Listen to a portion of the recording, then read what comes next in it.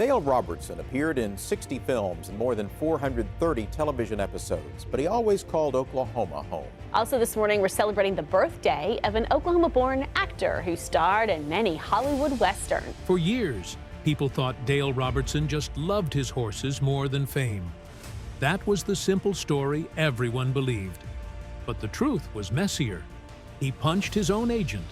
He leaked memos to destroy a producer. He rejected honors and turned down roles that would have made him richer. And when he died, they found something in his body that explained more than any interview ever could. Dale Robertson appeared in 60 films and more than 430 television episodes, but he always called Oklahoma home. His exit wasn't peaceful. It was a man running from an industry that almost broke him. The real reason stayed hidden for decades. I'm Dale Robertson.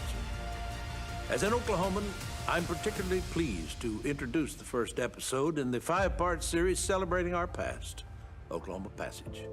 Dale Robertson came into the world on July 14, 1923, in Hara, Oklahoma, a small place with only 178 people, and life wrapped around him in a rough way from the start.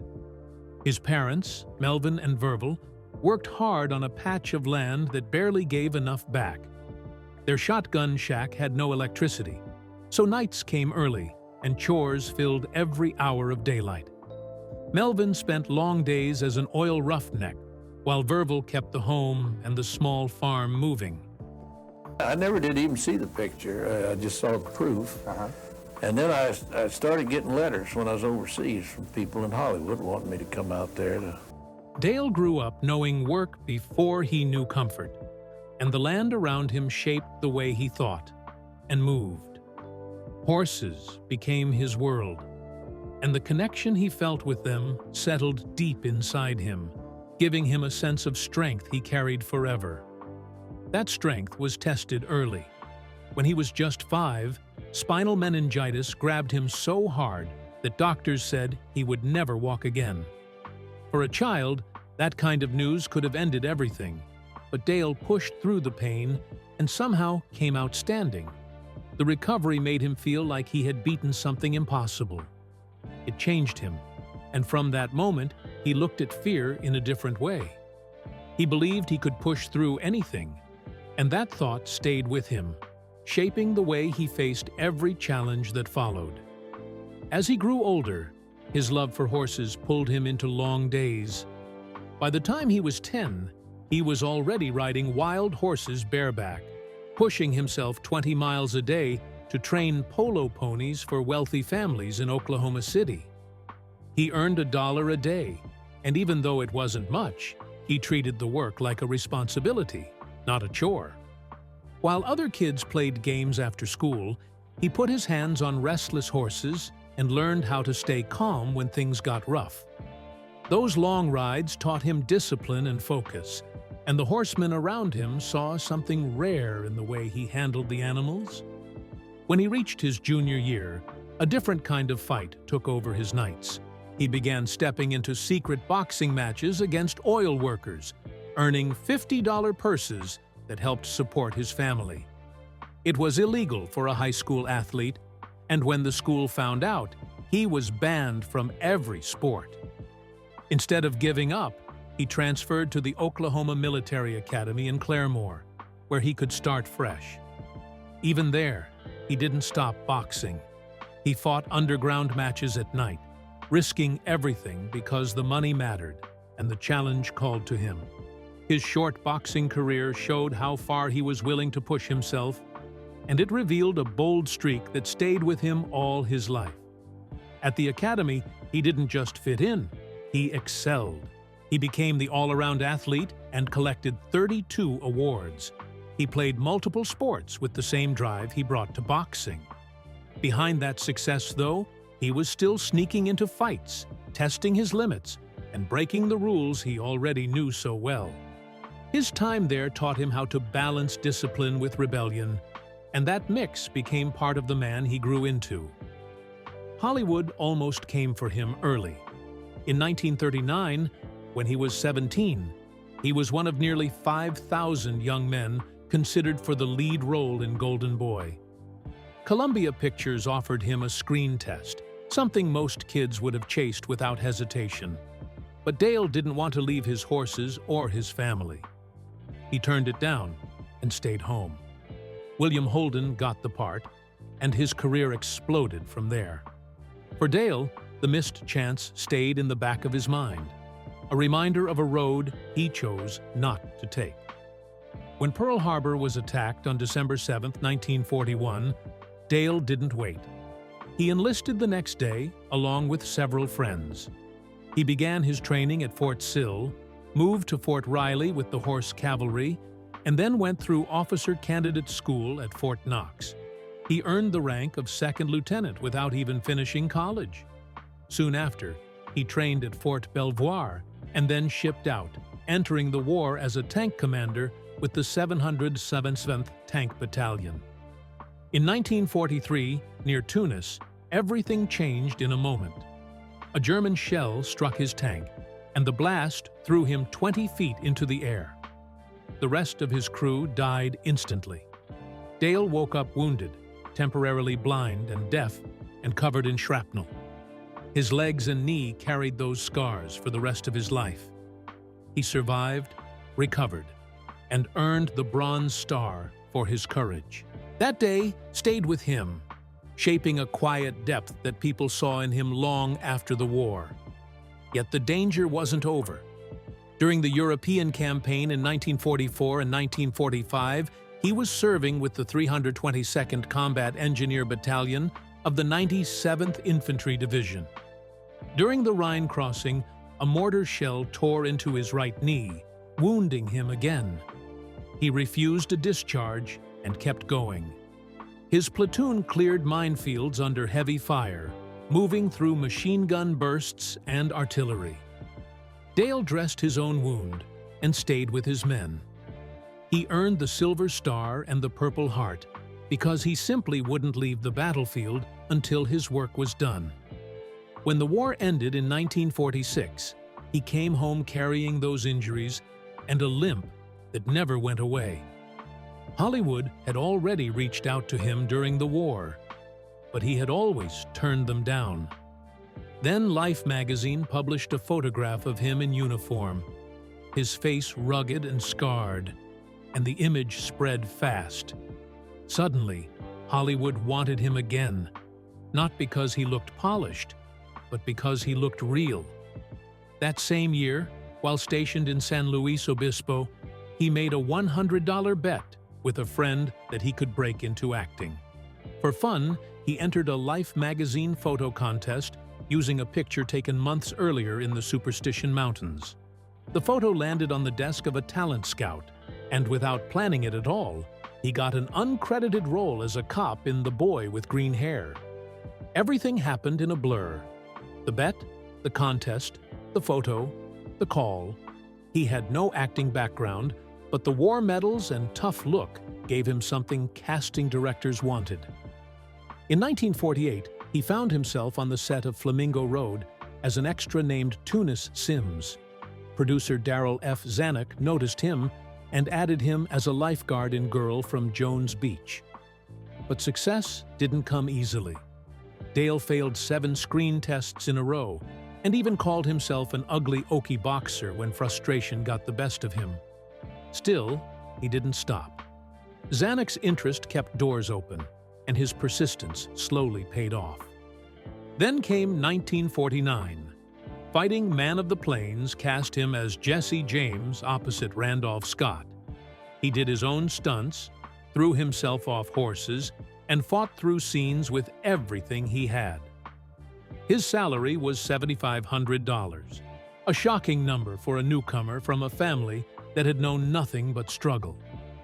When the film premiered on November 16, 1949, audiences loved him and critics praised him. The mail poured in, and 20th Century Fox quickly signed him.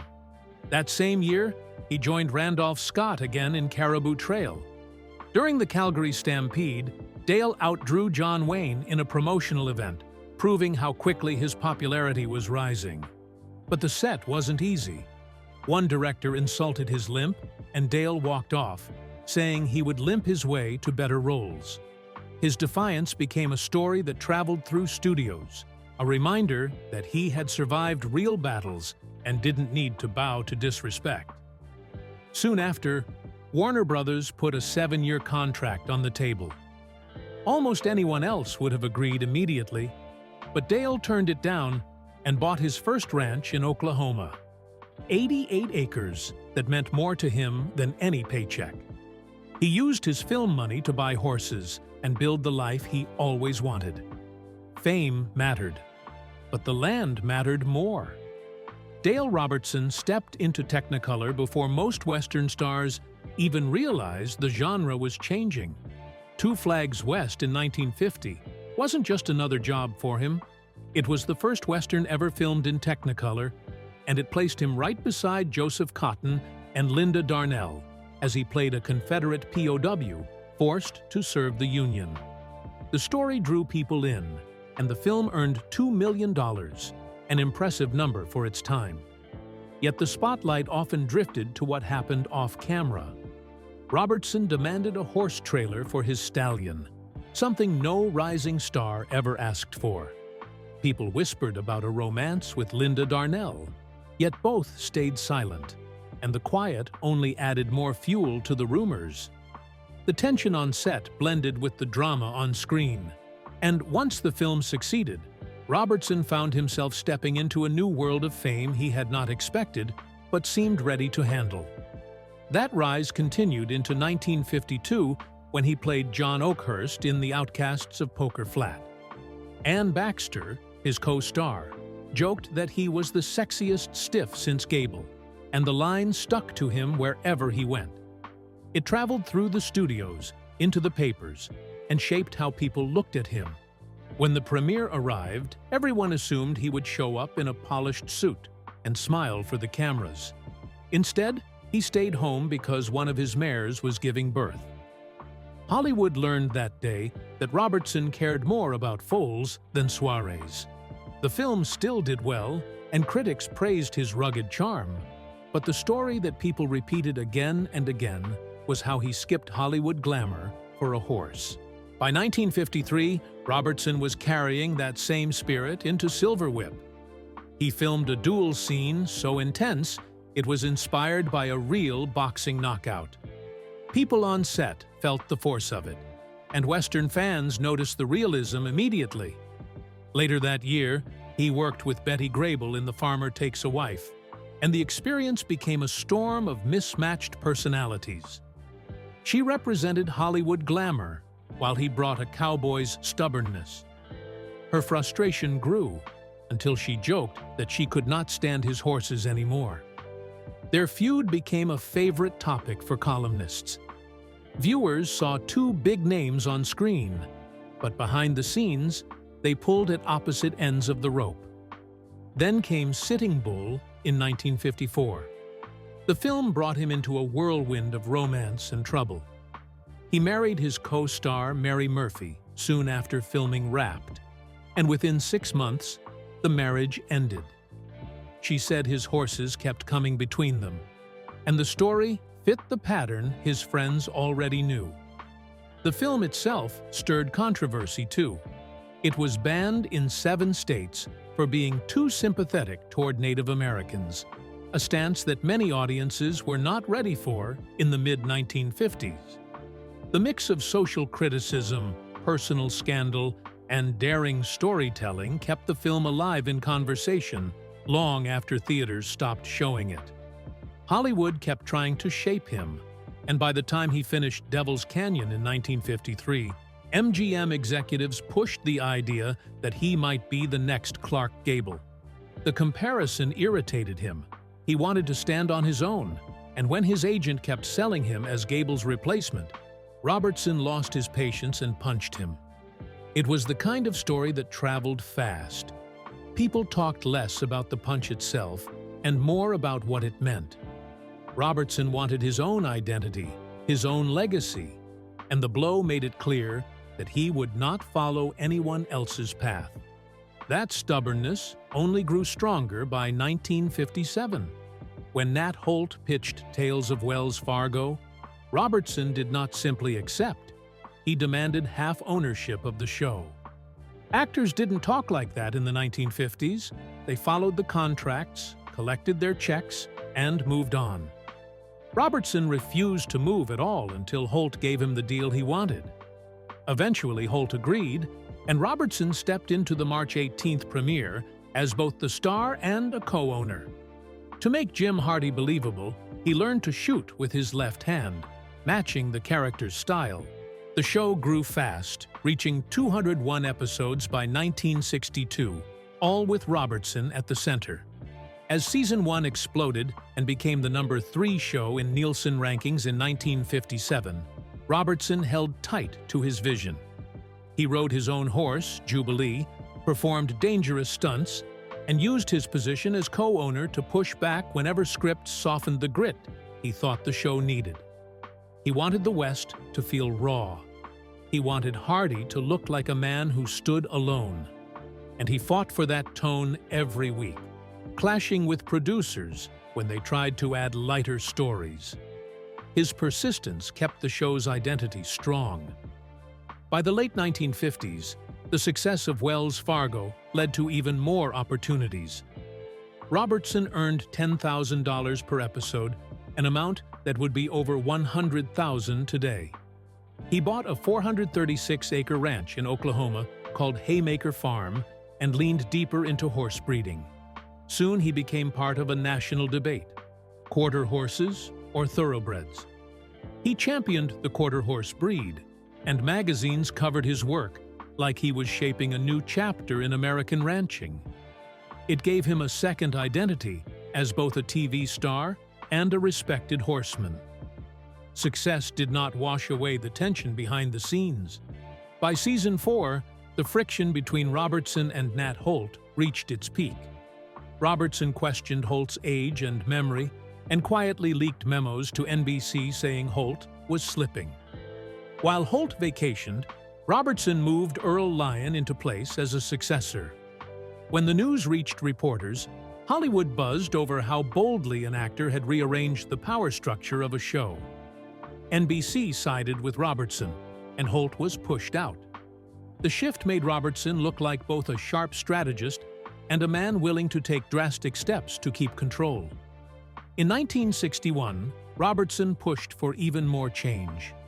Tales of Wells Fargo expanded from a half-hour to a full hour and switched to color. The move cost more money and required more filming time. The studio added more co-stars to attract new viewers. Fans enjoyed the new look, but the heavier work schedule meant Robertson missed moments at his ranch, including the birth of foals he had been waiting for. Even then, he stayed committed because he believed the show needed the shift to survive. The shakeups weren't over.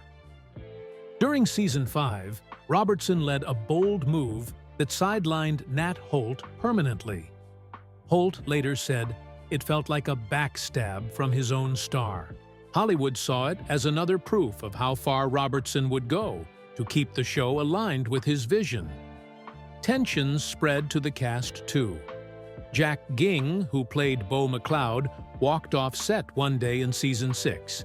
He felt undervalued and told people he was tired of holding Robertson's horse on camera. The walkout led to a 6-month suspension, but MCA, his agency, helped sort the situation, and he returned. It showed how difficult the atmosphere could be and how much power Robertson carried. By June 2, 1962, Lew Wasserman, the new head of Universal, canceled the show. It had good ratings, but color episodes cost too much. Wasserman cut anything expensive, and Wells Fargo was on the list. Robertson walked away with more than $500,000 in profit, the equivalent of several million now. He focused on his ranch, expanding it to 200 acres, and stepped back from Hollywood like he had been waiting for the chance. People expected him to chase new roles, but he turned down big guest spots on shows like Bonanza. He said privately that he had escaped the TV trap. He poured his time into Haymaker Ranch instead of scripts, choosing quiet land over studio lights. This shift surprised many. but it revealed the kind of independence he had guarded since the start. Dale Robertson's world reached a bright high point in 1963 when Haymaker Farms stood at its strongest. The place pulsed with life. More than 120 Register of Merits had come out of those fields, along with 20 stakes winners that broke records and pulled in millions from racing purses. After his brother Chet died, Dale took the full weight of the farm on his shoulders and pushed it even harder. He created the Heritage Place sale to showcase horses that came from the best bloodlines they had. Buyers rushed in because they trusted his eye. The farm kept growing because he kept choosing brood mares that carried greatness. But that success came out of a family that was drifting apart. Chet wanted to shrink their thoroughbred breeding back down, while Dale wanted the opposite.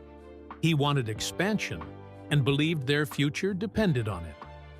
The rift grew so wide that it never really closed again. Even so, Haymaker Farms set a model for ranch operations that would follow. Heritage Place still hosts major sales today because Dale built a foundation strong enough to last long after he stepped away.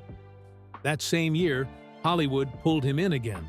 In 1964, he led the film Law of the Lawless, and it earned $1.5 million at the box office. The movie looked smooth on screen, yet the set behind it was tense.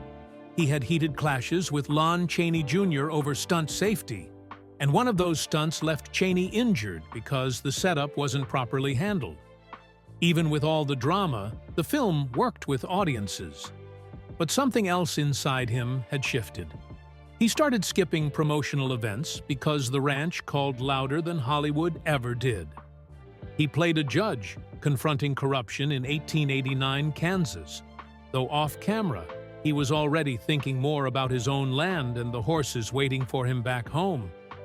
That slow drift away from film would turn into a full step later, as he chose the ranch over scripts without hesitation. Through the late 60s and early 70s, he stayed visible on television, but he kept choosing work that felt real to him. From 1968 to 1972, he hosted Death Valley Days, a job he accepted because he liked the honesty of the show. He even turned down a regular role on Gunsmoke because he felt the scripts were too predictable and didn't ring true. At the same time, he worked on Melody Ranch Theater, which let him blend stories, music, and Western spirit in a way that felt right for him. During these years, he bred a paint horse named Painted Bullet, who went on to become a champion and lived to 29, which was remarkable for a performance horse. The more he worked on camera, the more he drifted toward the life behind the scenes. That mix of acting and ranching helped cement him as a Western figure, but his horse breeding work was building a legend of its own. Then came a moment in 1979 that stopped people in their tracks. The Oklahoma Hall of Fame called his name, and he rejected it 3 times before finally giving in. When he accepted, his speech stunned the room. He told them he didn't deserve honors for pretending and called himself an acting imposter.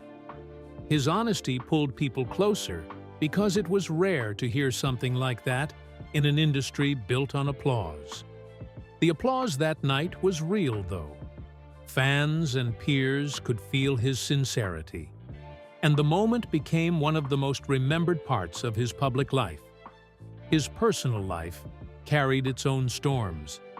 By 1980, he had gone through 3 divorces, and the one with actress Mary Murphy was the shortest. Then, in February 1981, he quietly married Susan D. Robbins, a flight attendant who brought steadiness to his life. She stepped into the family as a stepmother to his 3 daughters and stayed with him for more than 30 years. Their ceremony was small and private, a quiet choice from a man who had seen too much of public noise and wanted something more grounded. That same year, he stepped into Dynasty as Walter Link and ended up making television history. His paychecks were jaw-dropping, with each episode bringing him $25,000, more than $70,000 in modern value. It made him the highest-paid TV actor per episode at the time. But he walked away after just 14 episodes. He said the show felt too fake and complained about the dramatic tension that didn't feel honest. Instead of using the fame to chase more roles, he poured his earnings back into Haymaker Paints, a business focused on helping farmers with paint and ranch supplies. He shocked Hollywood, but to him, it felt natural. Fame was never the goal. Stability and real work meant more. In 1983, the Hollywood Stuntmen's Hall of Fame honored him, recognizing the falls, jumps, and risky scenes he had done in westerns, especially his work on Wells Fargo. And yet, when the night came, he wasn't there. He stayed home in Oklahoma, delivering a newborn calf, something he cared about far more than a plaque. To mark his acceptance, he mailed in a photograph of one of his horses. People talked about that moment for years because it showed exactly who he was. Awards mattered far less than life on the ranch. Through the 1990s, he almost disappeared from the screen, choosing voiceover work and small projects he could manage from a distance. When producers offered him a main role on Dr. Quinn Medicine Woman, he turned it down. He explained later that he hated fame and often dodged fans at airports. He said his peak had been Medicine Creek years earlier, and he didn't want to chase something he no longer believed in. That decade became a quiet one, full of narration work and special projects he could control without stepping onto a spotlighted stage. It revealed just how deeply he wanted a life that felt private. Then, in 2011, at 88 years old, he delivered one of the most surprising interviews of his life. He said acting was just a job, like working in a factory, and every check he ever earned went straight into buying or caring for horses. He refused comparisons to stars like Clark Gable, and once even punched a promoter who tried to force that narrative onto him. He saw himself as a working man, investing in the ranch that had always meant more than cameras. His honesty shocked people, but also cleared away any lingering confusion about his priorities. By 2000, the ranch he had built reached a breathtaking size. He had 235 horses on Haymaker Farm, an enormous number even by breeding standards. He focused on thoroughbreds and quarter horses, and often said sprinters win races, which explained why his bloodlines kept producing champion sprinters for both the NCHA and AQHA circuits. Buyers trusted his line because it delivered results over and over. Even after his death, Haymaker horses kept winning, which only strengthened the legacy he poured his life into. His strength was tested in 1987, when he collapsed in his stable in Yukon, Oklahoma. Susan found him unable to speak or move. Doctors diagnosed a severe stroke that damaged the left side of his brain and impacted his speech and mobility. They told the family he might never walk or talk again, and warned them it could be a vegetable life. He spent 3 months in intensive care and months more in grueling rehab. Slowly, he began to walk and speak again. By June 1988, he took his first steps without help, and by March 15, 1989, he returned to acting on Murder, She Wrote as a stroke survivor. That comeback inspired thousands because it came from pure determination. His health continued to challenge him. In 2004, at age 81, doctors diagnosed him with COPD after decades of smoking. Breathing became a struggle, and riding horses became impossible for him, which was a loss he felt deeply. Interviews showed him frail and gasping, and fans began calling him the tragic cowboy. By 2010, he couldn't manage the ranch alone and had to hand over daily tasks to staff. It was hard for him to watch his independence fade. In 2010, he fell and fractured his hip, and complications from emphysema led to a lung cancer diagnosis. He refused chemotherapy, saying horses die naturally. He moved to San Diego to stay close to Susan and sold most of the ranch, keeping only 88 acres. His final months were quiet and filled with loved ones. He died on February 27, 2013, from lung cancer and pneumonia. His last words to Susan were back to Oklahoma dirt, a wish to return home in spirit and in memory. After the year 2000, tension grew within his family over the sale of Haymaker Ranch. His stepsons clashed, and accusations flew about how the estate was handled. His daughters sided with Susan, and rumors about will disputes spread. Stories circulated about hidden clauses and private agreements, though the family kept the real details out of public reach. The arguments were about more than money. They were tied to the legacy that Dale had built and the emotional weight that came with it. In 2012, at 89, he rejected a memoir deal because he didn't want anyone twisting his life into something dramatic or untrue. He told publishers, "No lies about my glory." The line echoed through the people who knew him. He appeared one last time at the Memphis Film Festival before stepping out of public life for good. His death shook the Western world. He passed on February 27, 2013, at 89, weighing only 120 pounds. The autopsy revealed something no one expected. Shrapnel from World War II was still in his body. He had earned the Bronze Star, Silver Star, and Purple Heart, but he never talked about the scars that came with them. The discovery added a layer of mystery to the man who had spent decades shrugging off any talk about heroism. More surprises followed. After his death, Susan released a book titled Bucking Hollywood.